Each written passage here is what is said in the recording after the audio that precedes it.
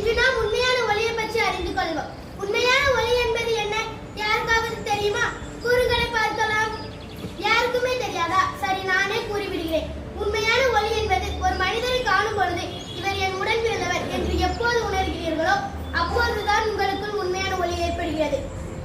உங்களுக்குள் ஒளி இல்லை என்றால் உச்சி வெயில் கூட காரியில்லை என்பதை புரிந்து கொள்ளுங்கள். யாரது சாலை நேரம் படுத்து கிடப்பது? குழந்தாய், நீ யார்? ஏன் இங்கே படுத்திருக்கிறாய்? குழந்தாய், குழந்தாய், எழுந்திருந்த நீரை கொஞ்சம் குடி.